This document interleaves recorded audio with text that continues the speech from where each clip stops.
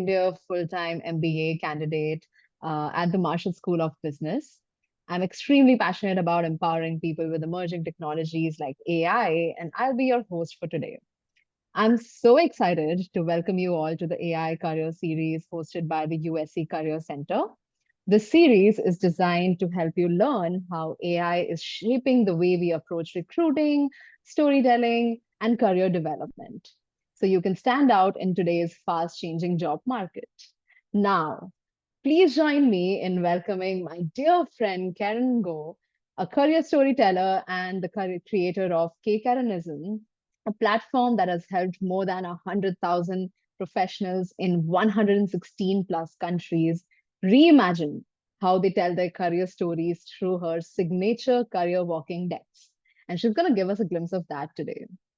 Karen has led over 400 career conversations, interviewed leaders like Nike Jordan chairman Larry Miller and Kara Swisher, and spoken to 9,000 plus people from first gen students to military veterans on branding and networking. By day, she is a CEO communications manager at Microsoft, where she helps drive AI transformation across the office of the CEO, supporting Satya Nadella's global engagements. At the heart of her work is a simple philosophy: grow 1% every day and empower others to see their journey as a story worth telling. And I'm glad that she's going to be presenting that to you.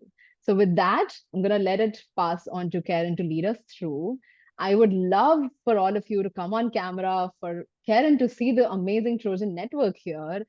And feel free to leave your questions in the chat until the end of the session, and we will have time for you to maybe come off mute and ask your questions. Karen, the stage is all yours. Awesome. Thanks so much for the great introduction, Ishita and Sarah, for bringing me here today. And for all of you who are joining me on your Wednesday evening, I know you've probably got a lot of things going on, but I appreciate it. And it's going to be a jam-packed job search and career session. So let's go into our agenda and what you can expect for this next hour. So first, I'll share a little bit about me and my career journey, some of my learnings from university days, since graduating, and then we'll go into some resume tips that I learned from running my resume rescue service that's helped over 200 people around the world. Then we're going to go into the latest job search tool that I recommend everyone have, which is the career walking deck.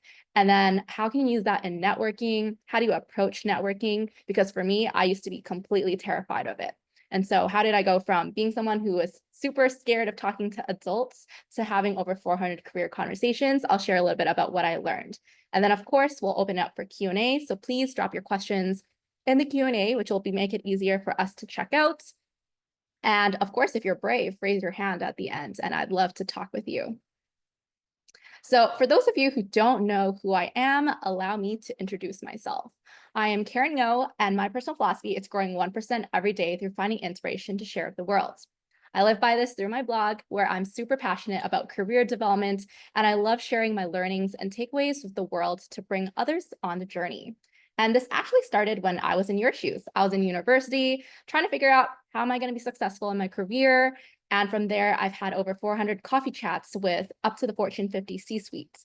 And I absorbed a lot of knowledge and a lot of insight from these conversations. And so I started my blog because a lot of my friends, a lot of my peers started asking me, what are you learning from all of these conversations with all these cool leaders?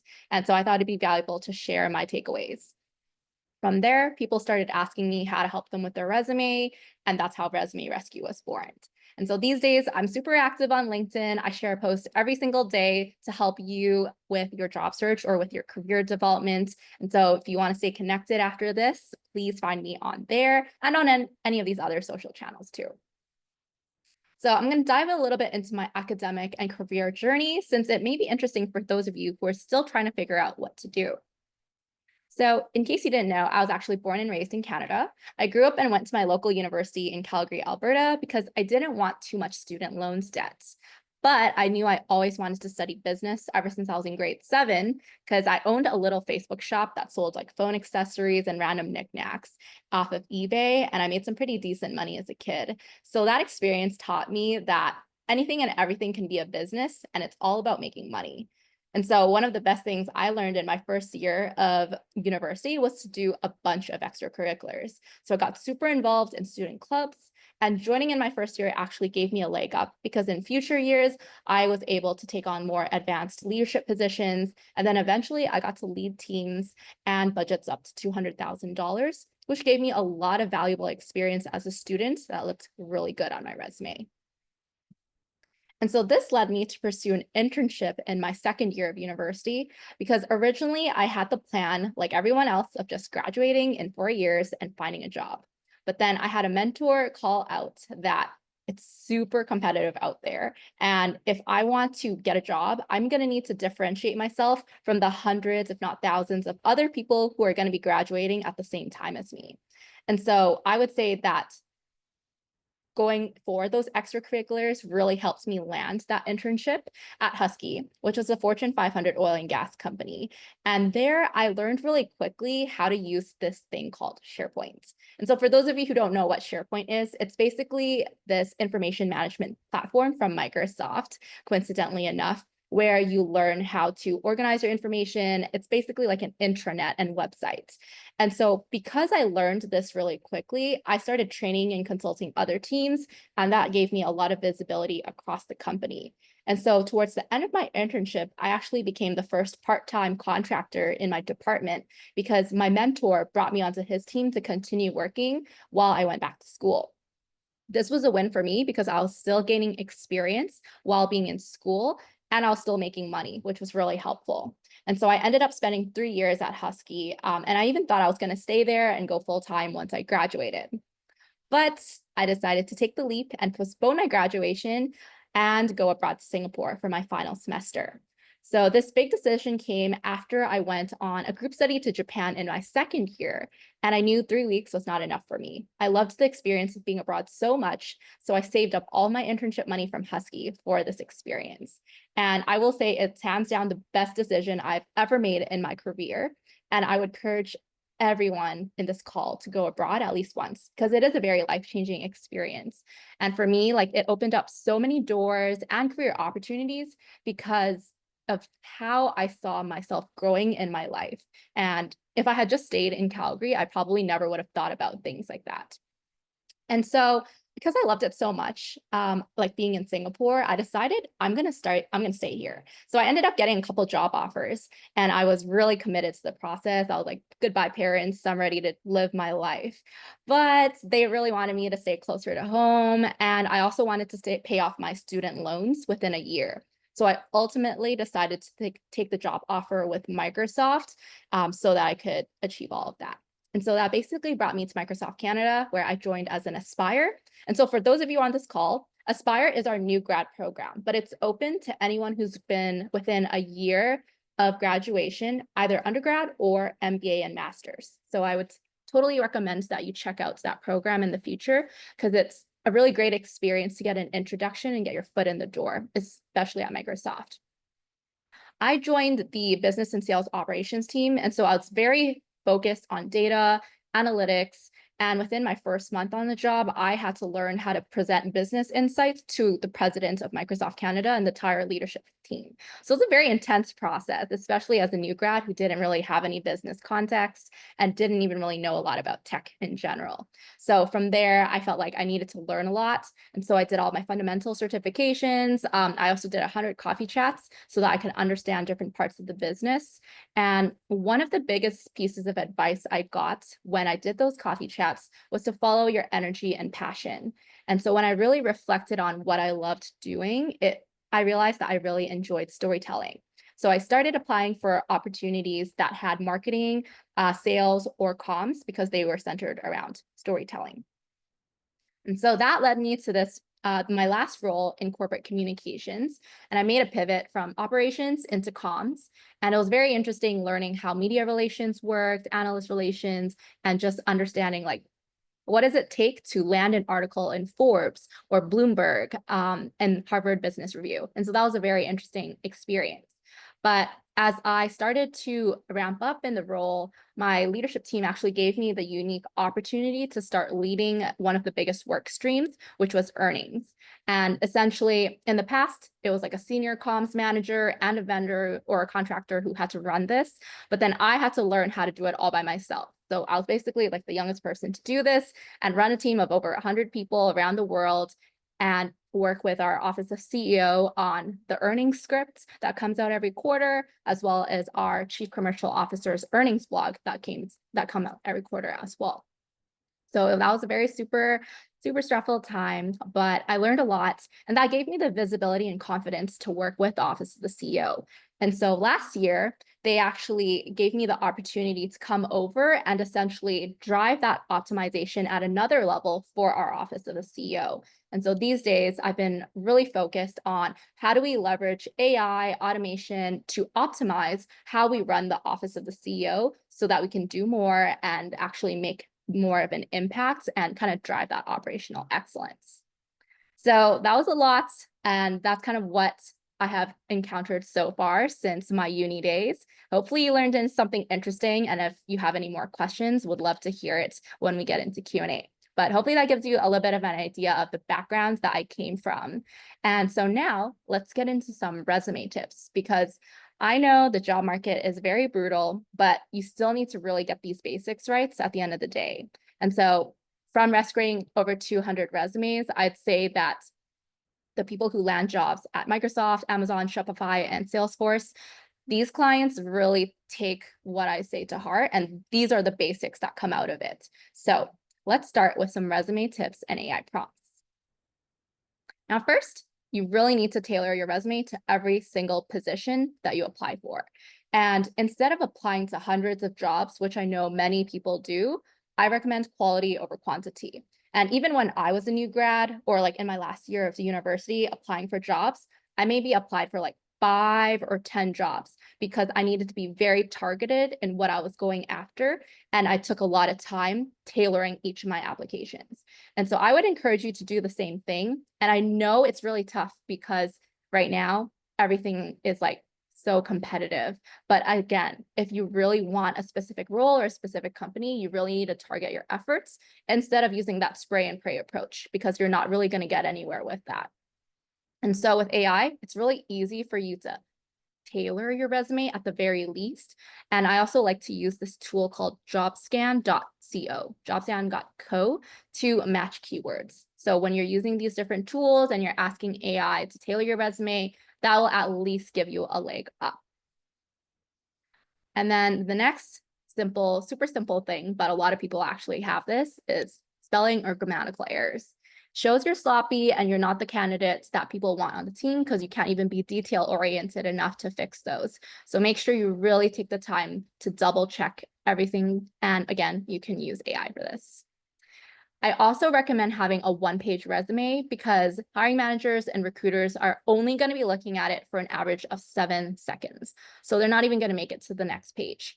I've had so many people come to me with 2, 3, even 4-page resumes. And by the time we trim everything down to 1 page, it looks so much better. Every single word on there is targeted to the job posting and you know it's relevant. So I highly recommend that you take the time to go through every single line and ask, does this really need to be there? And again, if you want to come back to any of these prompts, just search up this article, Refine Your Resume with Microsoft Copilot, and you can find that there. I'm just going to quickly pause and see if there's any comments on resumes. Nope, so far I think we are good.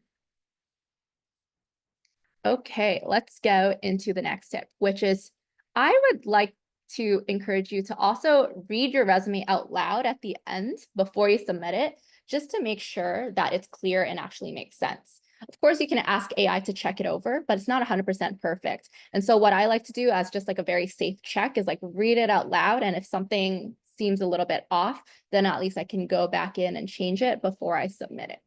So that's another quick tip for you. And then another one is you can tailor your resume, but if you don't have results, then you're not going to stand out, because as a hiring manager, they're going to be looking for people who can deliver value. And the best way that you can show that is by quantifying your impact. So how much money did you save? How much time did you save? How big was the team that you led? And anything where you can quantify is going to give you a leg up from the generic candidate who's going to be able to have that AI tailored resume just like you, but then this time you have the numbers that set you apart. And then make sure to practice active voice. Hello. Oh, hello. I have a question. Let's see. Oh, if you don't have a question, please mute yourself, and then feel free to drop it in the chat for now. Okay, so coming back into the last tip here is practicing your active voice. So a lot of people actually start their resumes with responsible for XYZ, but I would say you always want to avoid that and instead replace it with a power verb. So managed, organized, planned, delivered. These are action verbs that you want to start every single bullet point with. It should never be responsible for or assisted or supported. They're soft action verbs, so I would avoid them if you can, but if you really don't have anything else to say, then you could use those. But again, you want every single bullet point to start with a power verb. So overall, let's go into some do's and don'ts, which are kind of a recap of what I talked about. You do not need to have your address. We had this back in the day because everything was through mail. So you needed to put your address on there so people could mail you, but now you have your email address and your LinkedIn. Provide only the most relevant context and details. So this is where you really need to be targeted and tailored with your resume. So what you could do is just put in the job description, put in your resume and ask, what can I take out? Next, don't use different styles, sizes, fonts, and formats. A lot of people have really fancy resumes that they put in Canva and it looks beautiful, but those are not going to go through the ATS and no one really cares about it. So I would just say simplicity is the best because it'll be easier to pick up on the keywords and on the results and everything that you have in your resume. Use your bold and italics wisely. If it was me, I wouldn't even use them except if it was for a heading. So I would just say, if you need to emphasize something, it means you're not good enough. Like how I would say it is like, if your bullet point is strong and has the value and the quantity, or you've quantified, that's going to speak for itself. You don't need to bold it or italicize it to make it stand out. And then don't use any non-mainstream acronyms and terms. And the reason I say this is because I made the mistake once where I saw the term GIS and I was like, oh, what is that? And then I was like, oh, okay, I know what this is. Like I have GIS experience. I put it on my resume. And then when I applied for the job and everything, I realized they meant a different GIS. So it got really confusing. So I think it's really important, like, unless it's a very mainstream acronym like CPA or MBA, just spell it out to be safe. And then lastly, remove any experiences that aren't relevant. A lot of people will love to put like their random interests, like I love to babysit like kids or like I pet sit and things like that. And those are cool. Like you can put those in your career walking deck when you're telling a story if it's relevant to your story, but it's not necessary on your resume. You also do not need references available on request at the end. Like if they want references, they will ask you for it. So you do not need to waste space on your resume adding that. Okay, so I gave you some quick tips on resumes, but now let's get into the crux of career walking decks, which I think is honestly the evolution of the resume and of the cover letter. And I think everyone needs to have this if they want to be competitive in today's job market. So essentially, your career walking deck is your elevator pitch and an evolution of the cover letter. For some reason, my screenshot's not showing on there, but I'll just quickly put in a link for you guys to see some examples. But it should include some of the following topics like your personal life and values, your professional experiences and projects, any goals and aspirations that you have, and then also like, why are you a good fit for this role that you're interviewing for? And what is your 30, 60, 90-day onboarding plan? And these last two ones on the slide here are really things that are going to make you stand out because not a lot of people will actually take the time to think through these things and actually present them. So to be honest, I actually did not invent this idea of a career walking deck. I learned about it when I came to Microsoft and I started talking to high performers and leaders about it. And so a few years ago, I had a chance to meet with LJ, who is a senior director at Microsoft, and learn all about what does she look for as a hiring manager. And so one of the things that she said is that although managers will not hold it against you for not preparing one, it could be a key differentiator if you're tied with another candidate. So if you think about it, in this day and age, we would hate to be in a position where you get that email and they're like, we're sorry, like you were a really great fit, but we ended up going with another candidate. And so if you can prevent that from happening, this is your best chance, right? Apart from your resume and cover letter, your walking deck is a way to demonstrate your written, your communication, and your digital creativity skills, which usually aren't that easy for hiring managers to gauge. Essentially, it's your short story about your brand, and it's a holistic story, not just your professional self like it would be on a resume. And so the goal with sharing this is it builds that personal connection with the hiring manager. And that's very hard to do these days when everything's more remote or there's just so much noise out there. And then lastly, I'd say it also shows that you're really willing to go above and beyond. And that is something that people are looking for, especially because of the spray and pray approach that so many people have. Now, the first slide you should include is the who are you slide. And so I love to use this when they're asking, tell me about yourself, because I can just whip up this slide and just be like, here's a little bit about me. And similar to how I introduced myself to you earlier in this presentation, it's how you would go about it as well. But it visually captivates the interviewer and it gives you a chance to build more of that personal connection because maybe you went to the same university or maybe you have shared interests and aspirations. All these little things are data points for the hiring manager to get to know you a little bit better. So when they're eventually making that hiring decision, they have more information about you. And then you want to highlight your experiences. So think of this as like the visual representation of your resume. And here's where you want to be very targeted and of course, highlight your most impressive achievements. You can assume that in the interview, they've already seen your resume, but then you want to really highlight and emphasize what you think they really should know about you.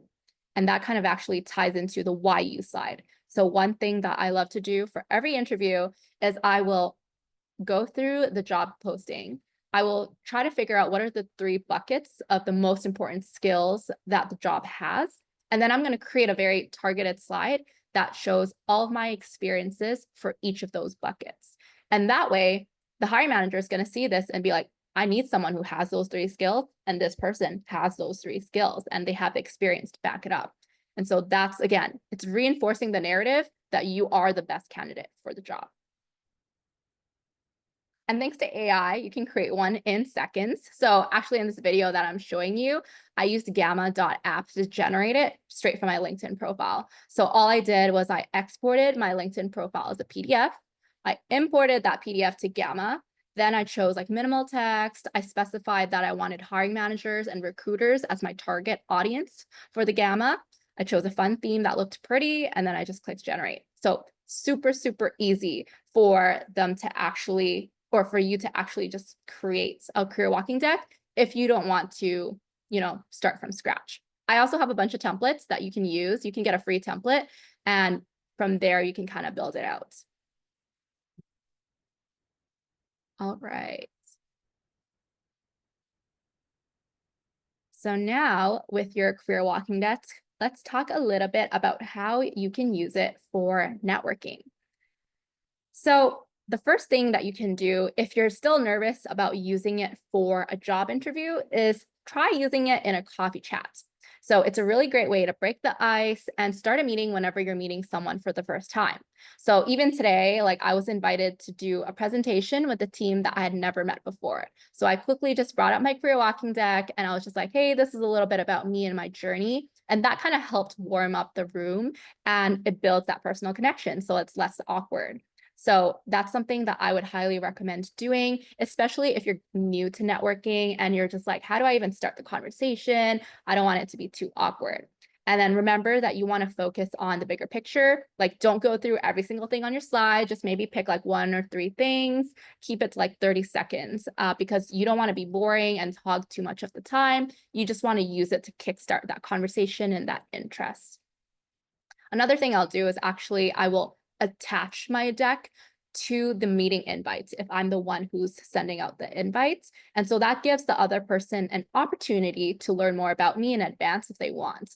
And so I found that sometimes I'll go into a coffee chat and they'll be like, oh, yeah, actually, I checked out your profile. I checked out your deck. I thought it was really interesting. Like, tell me more about this one project that you did. And so right from there, you have a conversation starter to get you going and it's not as awkward.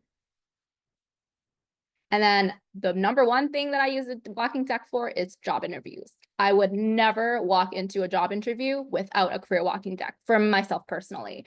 And that's because I think it is the number one way for me to stand out and show that I'm willing to go above and beyond compared to another candidate. And so usually it's just like a few slides that I prepare, similar to what I've already showed you. It demonstrates that thoughtfulness and it helps you answer frequently asked questions. And so not only does it help you show up better in a job interview, it helps you reflect and prepare. Because for me, as I'm building it out, I actually have to think from the perspective of a hiring manager. What are they going to care about? What do I need to do to show up as my best self? How am I going to present myself so that they would want to hire me? And so as you're getting into that mode of thinking, you are already preparing for the interview. And I've had a lot of clients who have gone and done that and said the same thing. And so this is one of the reasons why you start building that connection prior to the interview, in the interview, and then afterwards, you can submit it in your thank you email and just say, hey, I also attached my career walking deck. Thank you so much for your time. But here's more information about me if you need. And that 30, 60, 90-day onboarding plan that I talked about earlier, that is really the game changer, I would think, because it shows that it's basically you telling them, if I get this job, here's what I'm hoping to accomplish in my first 90 days. And you're basically listing out the key deliverables that you're hoping to achieve.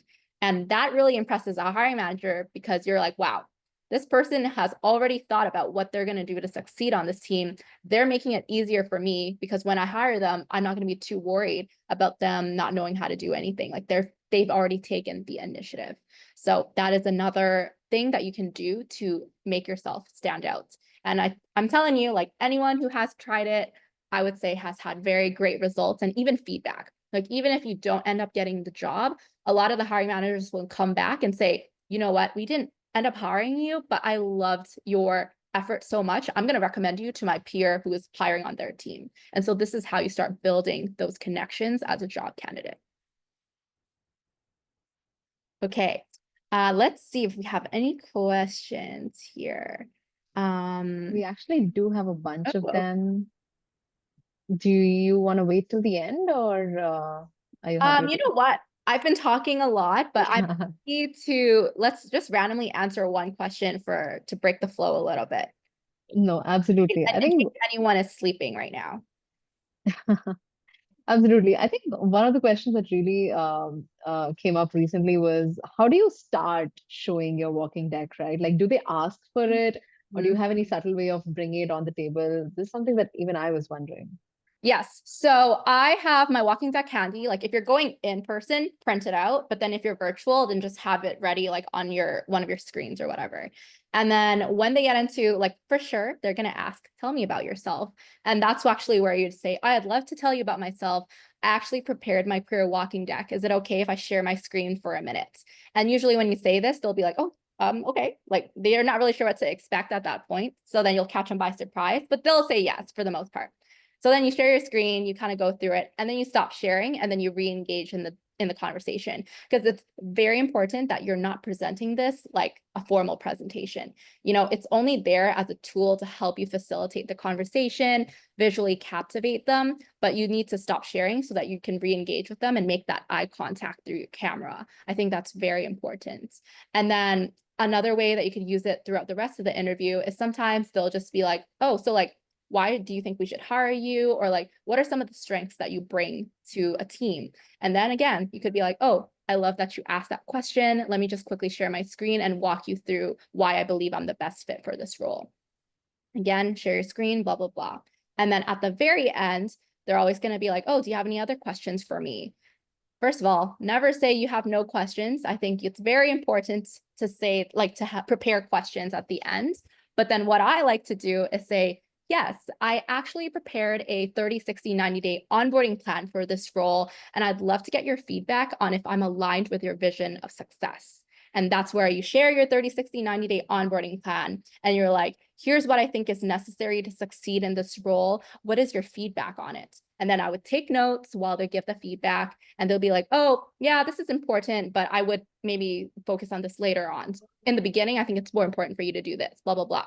Now you're actually having an active conversation of what it looks like when you're on the job. So collect all these insights. And then when you go into, after the interview, you have your thank you email, take these insights, update your onboarding plan, update your career walking deck, submit it and say, I learned so much in our conversation. I've actually enhanced my walking deck and tailored everything based off of your feedback. And one of the things you said that I was missing is analytical skills. So I just signed up for an analytics class at USC Marshall or whatever. And then, that's showing initiative right there. Like, these are the things you need to do if you want to set yourself apart from everyone else. That makes sense. We do have multiple other questions on career walking decks. Maybe we can wait till the end.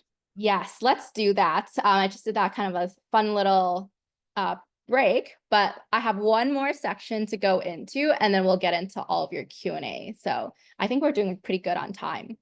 Let's go into networking on LinkedIn. So really important for you to have a strong LinkedIn profile these days, because funnily enough, a lot of recruiters are actually using your LinkedIn more than your resume. So if there's a time to have a strong LinkedIn profile, it would be nice. So like the first and foremost, make sure you have an up-to-date profile photo. You don't want to have that random avatar because it shows like maybe you're like a fake account or whatever. Something that's, who you are in the present, looks like you, all that stuff. And according to LinkedIn, having a photo gets you 9 times more connection requests, 21 times more profile views, and 36 times more messages. So really important to actually show up, smile, look good. And of course, it doesn't have to be a fancy, professionally taken photo. The quality of iPhones these days is so good that you can totally have a great photo from that. And make sure it crops you from like the shoulder up, and it should be a solo photo, and it shouldn't be some random photo that you're cropping from like a group photo, because it just does not look good. Next, you want a good headline. So this basically shows up right under your name, and that's going to be one of the first things that people read about you. So make sure you're using keywords, skills that are relevant to the industry that you're applying for. And you can also, want to keep it short and punchy, since your character limit is 220 characters. But if you are a student, you can put that. If you're an executive at a club, or if you won a competition, those are cool things that you want to put in your headline as well. And then when it comes to outreach, always, always, always personalize your message. I have probably like thousands of people who just click connect, connect, connect, and they'll show up on my list, but I won't accept them because I want my network to be people who actually make an effort. And I feel like it helps me filter out, random accounts that are fake. So I think it's really important to at least like use their name and say, hi, Karen, I really enjoyed your workshop today, especially what you said about career walking decks. I think I'll create one. Would love to stay connected. Just personalize your message a little bit, and it'll help you go a long way, and it'll help that person remember who you are down the road too. A LinkedIn survey actually found that job seekers who are referred to a job are nearly 7 times more likely to land the job than those who apply through a job board. So it's really important for you to start networking, making those connections, forming that connection so that they would be willing to refer you. And actually, I have a client that I work with who, when he brings the career walking deck into it, even if that person is not hiring, they're like, you know what? I loved your career walking deck. I'm willing to give you a referral to whatever job you apply for. And that is very powerful. So I highly recommend, again, you try to form these kinds of connections. And also one other tip, I have a page where I reshare hiring posts directly from recruiters and from hiring managers. So if you've ever found yourself wondering like, oh, this is such a cool job, but like, who's the hiring manager? Check out my page because it'll help you figure out like, hey, this person is hiring, and then you can reach out to them on LinkedIn, personalize, blah, blah, blah. And that's kind of where you go. All right. I know that was a lot. I kind of ran through everything instead of walked through it. We are at 6:05. So we've got 25 minutes of Q&A, which I think is going to be pretty good because I see some of those questions coming in here. So before we get into the first question, I would love to ask if everyone can please take 1 minute to share your feedback with me so I can improve my speaking, and then we can kind of get into any of your questions. So feel free to raise your hand or put it in the Q&A or in the chat. Amazing. That's awesome. I think we can have everyone put in the feedback. And while they do that, I'm going to put up this really interesting question that came on about the 30, 60, and 90 uh, point that we talked about. Mhm. So Eugene here is concerned that, are you ever concerned about not having enough information to make a solid 30, 60, 90 that would actually impress somebody? Not knowing all the role detail, would there be a chance of misalignment? That is a really great question, Eugene, and it shows that you are thinking critically. I would say that no, I'm not concerned because if you think about it, the first 90 days for any role is going to be very similar activities. Number one, meeting with stakeholders, like key stakeholders. Number two, taking any necessary trainings or certifications. Number three, understanding what is your role and your scope, and then defining what does your impact plan look like, what does success look like, what are the measurements, those kind of things. So I think with that general knowledge, you can already build out your 30, 60, 90 day. And then you just infuse some of those more relevant keywords. So if you know this is a marketing position, then you can already add in some of those marketing terminologies. If it's a sales position, then you'd look at, okay, building up like a sales certification or account planning, like those kind of things, right? And also with access to Copilot, ChatGPT, all of these AI tools, it'll be so easy to come up with 3 to 5 activities for the first 30 days, 3 to 5 activities for the 60 days, 90 days. So I would say, use that as your brainstorming partner and just use common sense on like, what do you think is necessary for the first 90 days by analyzing the job description. And if you have a chance, meeting with people that are on the team or who are stakeholders that work with that team and getting those insights too. That makes sense. And I think that also answers a little bit of what you would talk about during a coffee chat or like an information interview. I know there was a question about what exactly do we prepare for a coffee chat, right? And this kind of covers the conversations a little bit. Well, Yeah. great. When it comes to the coffee chat, if that was actually a question, I would say 3 to 5 questions when it comes to like a 25-minute coffee chat, and make sure, of course, those questions are more interesting, harder to answer, because the moment you get the person to stop giving you a generic answer and they actually have to think, that's when they start respecting you more. And I think that's really important because oftentimes, no offense to students, we're pretty basic thinking. It's like, oh, can you tell me about your career path? Like, oh, what's a skill you think I should learn? Like very generic questions that they can answer very easily. But if you did a lot of research and there's one niche topic that you really want to talk about, and you kind of match it up to their role and you ask them a question that makes them pause, they'll take you more seriously and they'll actually engage more in the conversation. And I think that's really important because for me, when I'm talking to like senior executives, when you are asking them a kind of question that makes them pause and think, they'll be like, whoa, I've actually never been asked that kind of question before. Like, give me a moment to think about this. And I think that is very cool and showing up better for yourself and making a stronger impression. That is so true. And I think that has worked really well for me. That is almost like a filter that, don't ask a question that you can Google. That's a pretty basic filter. And the Mhm. second thing that I've noticed from my experience is that asking questions that really make people think about their personal experiences more than something you can Google about the job or the company Yeah, really helps. exactly. Going That's where you be on, targeted. moving on to the next question. I know there's a couple of questions around resume bit of it. So one of them says, when applying for a design-oriented role, what are your thoughts on a designed resume that also shows personal branding? Okay, that's a really good one. So I think Having a simple resume is still important if you want to get through like the ATS systems, but what you could do is link to your portfolio, like a personal website, your deck, like all those kind of things on your resume so that, they can at least open it up and see like, wow, you have a lot of design experience or you're really great at creative design. Obviously, you still want your resume to look good and pop. So if you can find a way to make that happen subtly, that's great. But I would still avoid having a super complex looking resume, at least if you're trying to apply through the traditional system. Maybe if you have a connection already and they're willing to like send your resume directly to the hiring manager, or you are already in touch with the hiring manager, it would be okay. And it gives you a little bit more of a leg up to have a polished resume.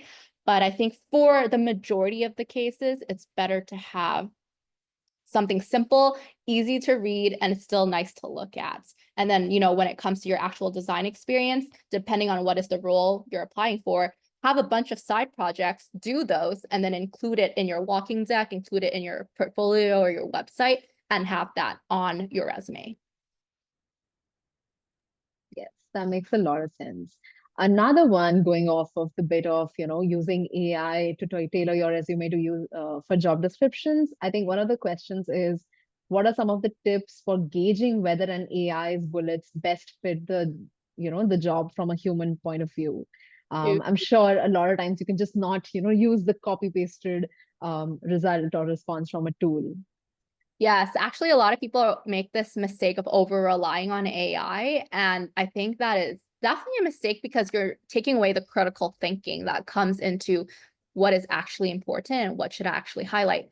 Because if you think about it, at the end of the day, you know your own experience and your own value add the best, not a piece of AI, because the AI is only giving it what you feed it. So if you actually don't know where you add value or where your skills are strong, then the AI is probably just going to fudge around and give you something that's kind of half-assed. So I think it is really important to actually do a lot of self-reflection, capture all of your value add, and then, have your own draft first. And then you can talk to ChatGPT, Cloud, or whatever, and say, how can I make this stronger? Or how can I tailor this more to this job posting? Right. But I think it's always good to have the first crack at it yourself on what you think is important. And then you would ask it to help refine versus just outsourcing everything and being like, hey, this is a cool role. Please generate an entire resume for me. Because I can guarantee everyone is doing that, and you're not going to stand out if you do that too. That makes sense. And another question on the resume bullet specifically is that how would someone as an intern showcase their responsibilities or, when they were a part of a project? I know we have students from like all grad levels here. Mhm. So for some of them, using words like manage or plan, that too, when you're on an intern level, might seem a little exaggerated. What's the best way to deal in that situation? That's fair. I experienced that in the beginning when I was an intern because it was like, oh, I'm just like supporting everything. And it's like kind of like drudgery work.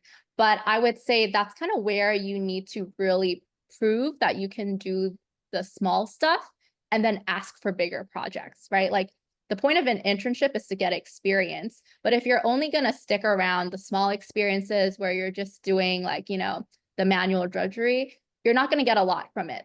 So what you want to do is if you can automate what you can.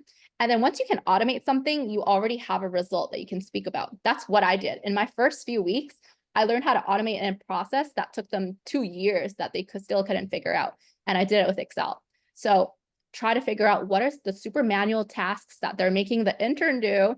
You're that intern. And how can you automate it? Using AI or using some sort of technology, because now you have a very strong bullet point that you can show on your resume, but then you can go back to the team and say, hey, I've been able to free up my time because I automated this process by 20%. Can I have more higher impact work? And that's when you're going to start seeing more interesting projects. And that's what's going to be going on your resume at the end of the day.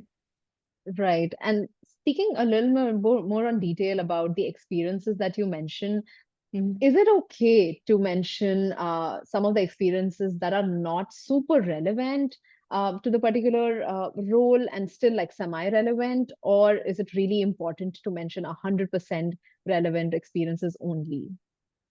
So I would say it depends. If you have a lot of experiences, then of course you want to prioritize what's most relevant. But I do understand that there's sometimes people are making transitions, or maybe they're starting out early in career, they don't have a lot of projects and experiences, and so they kind of need to fill in that space somehow. And so in that case, try your best to at least tailor the keywords to the job that you have and identify what are those transferable skills.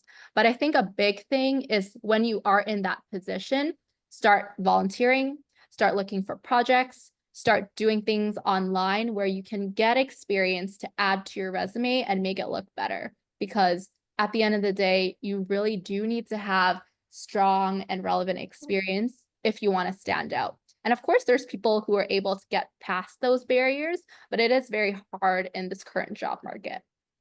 That makes sense. There's another interesting one on experiences. So now there are students who probably have very little work experience. Not always is that work experience in really good brand names. Sometimes it's small companies, short tenure, things like that. So Mhm. would you suggest that it's okay to mention that experience, or maybe experiences like teaching assistantship uh, in the school? Or is it better to just leave that out and focus more on side projects? So I would say academic extracurriculars is actually really great on your resume. For me, it was very valuable to have, and I think it really helped me stand out. So even if you're like a TA, you can say like, oh, how many people were you a TA for, right? Like teaching advisor for a class of 80 students or whatever. And then you could talk about like how many students did you actually help? What was the average graduation grade, or like I guess the average passing grade that everyone had in the class because you were a TA? Like you want those kind of things that you can talk about. Doing projects, all that stuff, it's just good to have in general. And not everything has to be 100% relevant to the future career, because when you're in school, especially in the college time, you should be experimenting, right? So like try anything that interests you and just be open to it. And then like, what did you learn from it? And you can still speak to those. But whatever you are doing, try to add value. Like don't just join. Because for me, like I joined clubs because I wanted free food. But then of course, I also wanted to make sure that I took on a leadership position and I was leading a team. And in that team, we were growing results by 20% every single quarter, or we were, beating our records and stuff like that. So I think it's very important to, join and do what you're interested in, but find a way to add value, because that's how you're going to show that value on your resume. Got it.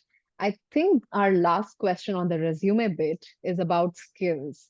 So now this person mentions that they've used JobScan before, Mhm. and they notice that soft skills or general terms like programming languages or time management, that Mm. they cause their scan percentage to go down, even when their hard skills are tailored to the job description.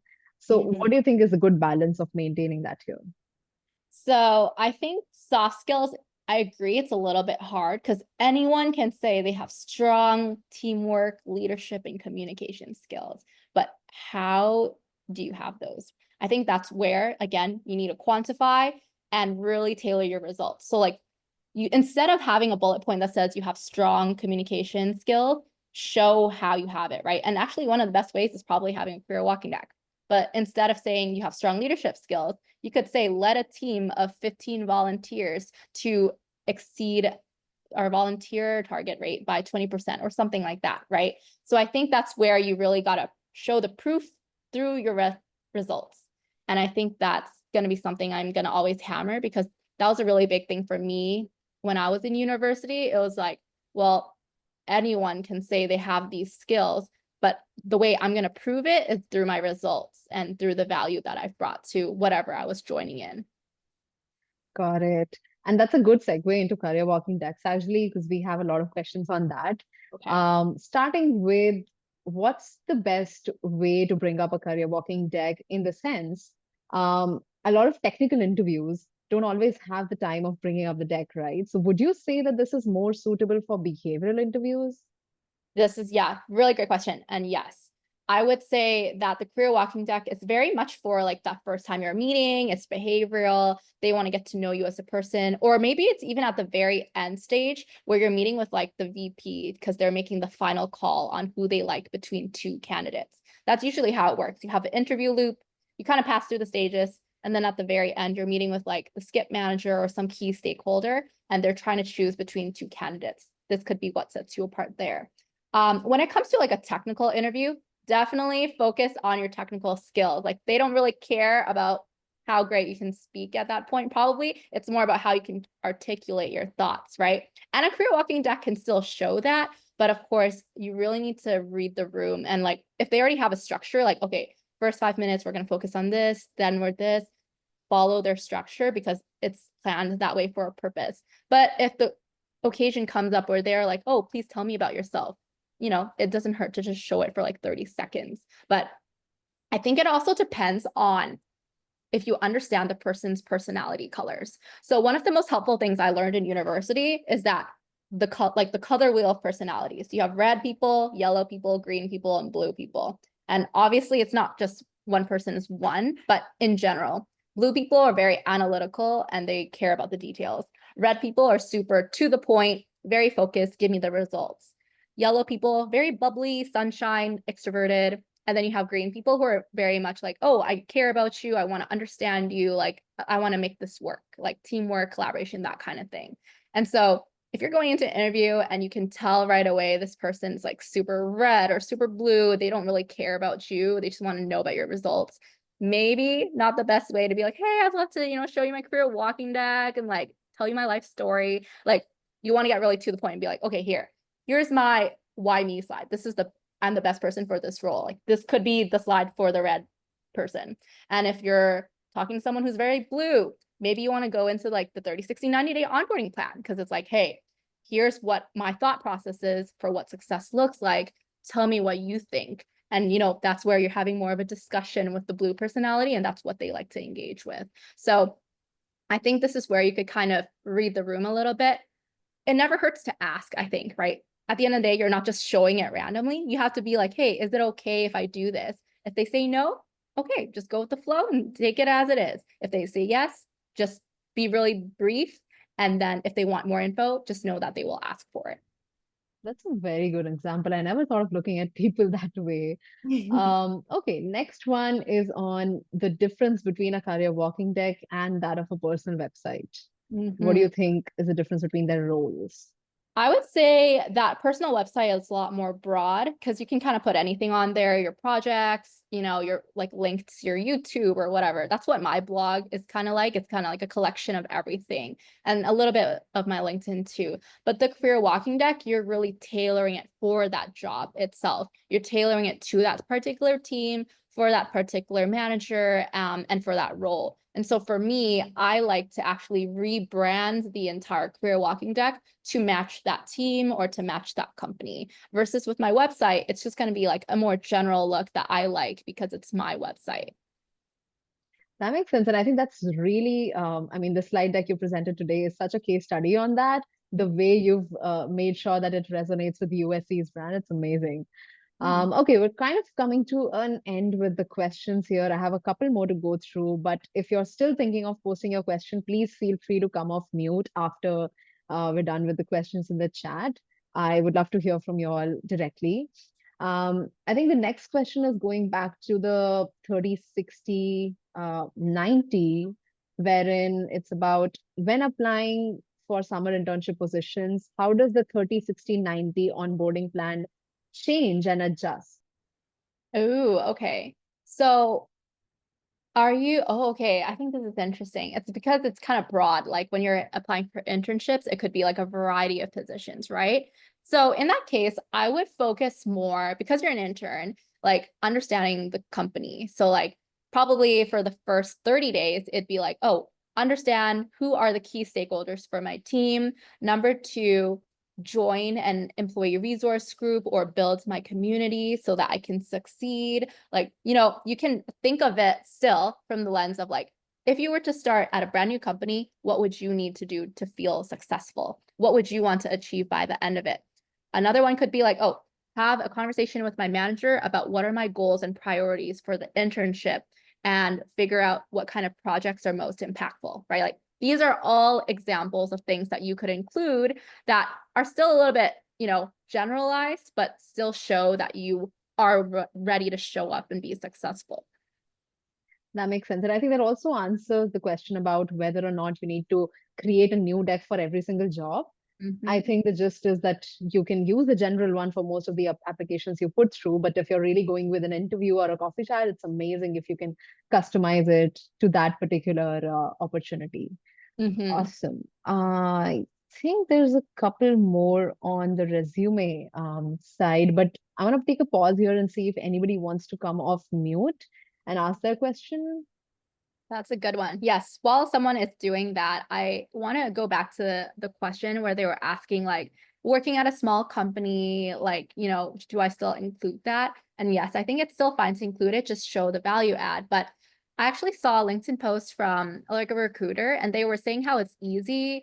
It's a good thing if you can just add like a very brief description, like one line about what that company does, so that they don't Mhm. have to go and search it up. It'll just be like, oh, like, USC Contoso, and then it'll just be like this company does this, blah blah blah. Just like a few words about what that company does, just for a little bit more context. So that could be something you try out too.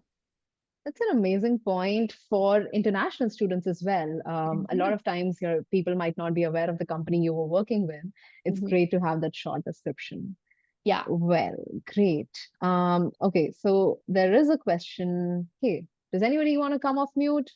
Come on, people. It's 6 p.m. Everyone's tired. Uh-oh. Okay, well, in the interest of time, I'm going to get through the last few questions. How important it is to have an accurate method to measure that 20% you said about helping improving something? I'm not sure what exactly you're referring to here, Hugo, if you want to go off mute and ask. Yeah, of course, no problem. Can you hear me? Yeah, Yes. yeah. So when you say, like, for example, you've helped build an application and you've improved efficiency by 20%, Mhm. how accurate that 20% has to be, or do you have to be able to show the method you use to measure it?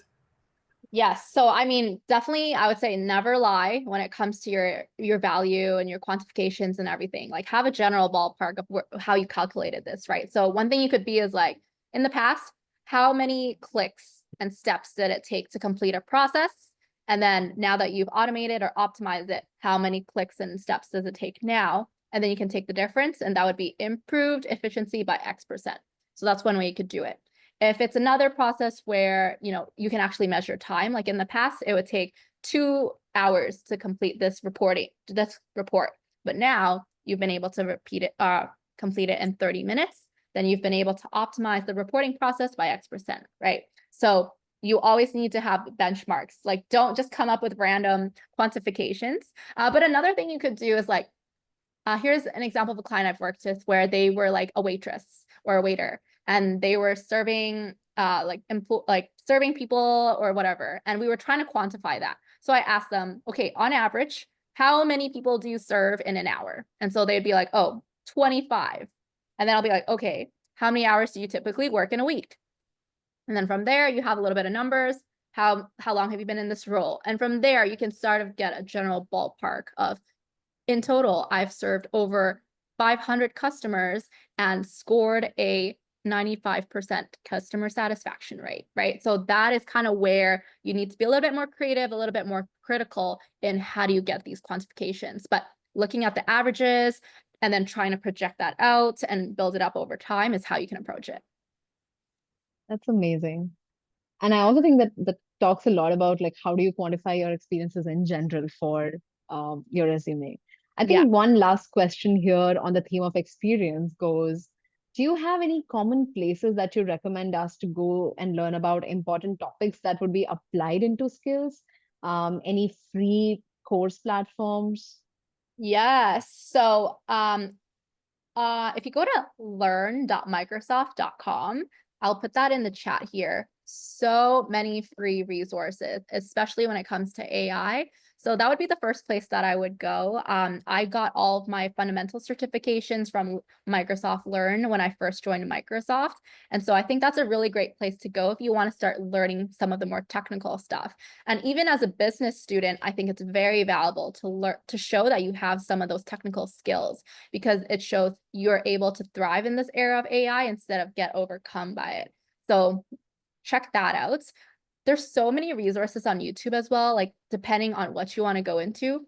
Like amazing creators creating amazing content. So I think it's just a matter of like, what is the niche that you want to learn more about, and like finding someone who creates content in a way that resonates with you. But if you have a specific topic that you're interested in, feel free to ping me on LinkedIn, and then I can let you know if I have any suggestions. But just doing a search can definitely help you. But I mean, yes, as Ishita said, there's also like lots of resources at your current university. Your alumni will probably have different resources available, but in general, there's just so many different things you can access for a discount or for free if you're a student. So I would highly recommend you try doing all of those things now, like reaching out to your good career center or to any of your like student clubs, because sometimes they'll have special access as well. Like for example, if you're in PR or media relations or comms, you could have a discounted membership for PRSA, which is the Public Relations Students Association or Society of America. And then there's like IPSA and like all these other things that you could join as well. Lovely. I think that brings us to the end of this session. Thank you so much again, Karen. This has been so amazing. I hope all of you got a lot of resources in the chat, as well as Karen's credentials here on the screen. Please take screenshots of this. We will also have the recording posted on the website, on the YouTube channel of our Career Center soon. Once again, Karen, thank you so much for coming in today. I hope we're able to invite you soon. Yes, thank you so much for having me and planning this, Sarah and Ishita. And please share your feedback. I would really appreciate it so I can do better in future sessions. And of course, like I'm here to support you all. Like I know how tough it can be, and that's why I do this. So don't be afraid to reach out to me on LinkedIn if you have any questions after this. Awesome. Thanks, everyone. All right, have a good night. Thanks, Karen. Thank you, Karen. Thank you.